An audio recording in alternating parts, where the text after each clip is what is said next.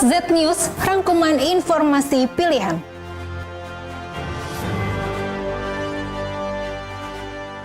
KTT ke-37 ASEAN. Kepala negara, pemerintahan, dan mitra ASEAN menghadiri konferensi tingkat tinggi ke-37 ASEAN, tak terkecuali Presiden Joko Widodo di Istana Kepresidenan Bogor. Konferensi berlangsung secara virtual pada Kamis 12 November 2020, bertindak sebagai tuan rumah dari negara Vietnam. Rangkaian KTT ASEAN berjumlah 17 sesi pertemuan, dihadiri 10 kepala negara serta pemerintahan ASEAN, dan 8 kepala negara pemerintahan mitra ASEAN.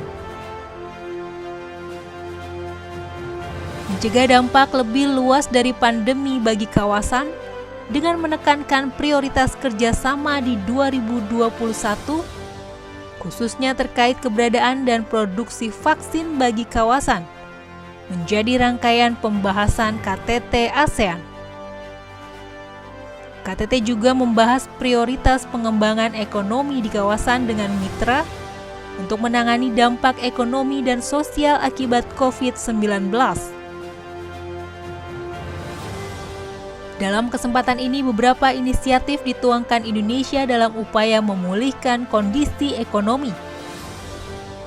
Upaya memulihkan kondisi ekonomi tersebut dilakukan dengan membangun komitmen bersama ASEAN untuk segera membuka kembali konektivitas melalui Asian Travel Corridor Arrangement.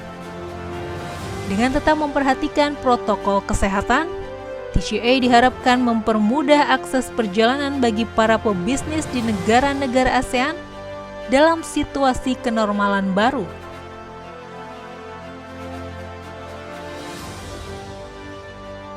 MTQ Nasional ke-28.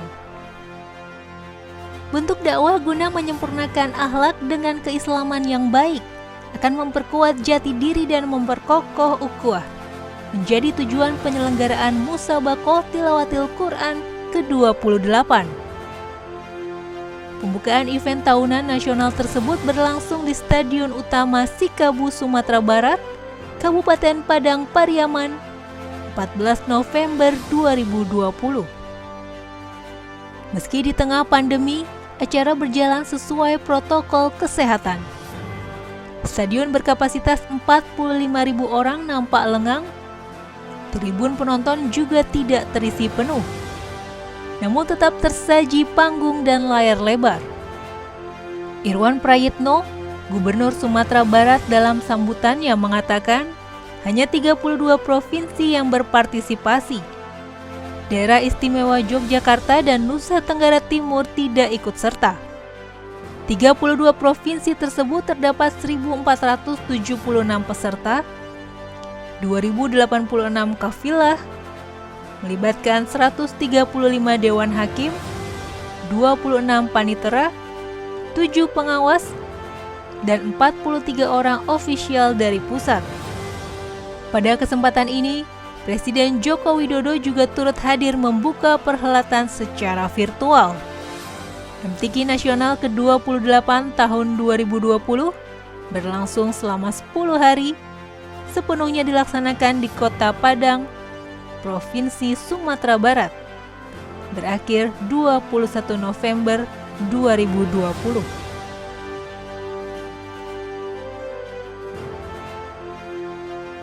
Timnas U19 jalani latihan perdana. Setelah menjalani pemusatan latihan di Kroasia pada Agustus hingga Oktober lalu, Timnas Indonesia U19 menggelar latihan perdananya di Stadion Madia Jakarta, Senin 16 November 2020. Sebelumnya, para pemain menjalani latihan virtual pada 5 hingga 13 November. Nova Arianto bertindak sebagai pelatih sementara. Keberadaan Nova tak lain menggantikan pelatih Timnas Indonesia U19, Shin Tae-yong, karena masih berada di Korea Selatan. Ia pulang kampung tak lama setelah Timnas U19 kembali dari Kroasia pada penghujung Oktober. Namun Shin Tae-yong tetap memberi materi dan mengawasi latihan secara virtual. Pelatih Sinteyong memanggil 38 nama untuk mengikuti pemusatan latihan tersebut. 12 diantaranya merupakan pemain baru yang tak ikut ke Kroasia. Serangkaian latihan diterima para pemain, latihan naik turun tangga, serta melakukan skipping. Meski pemain dalam kondisi baik, tetapi pemain baru harus beradaptasi dengan situasi latihan yang berakhir 26 November 2020.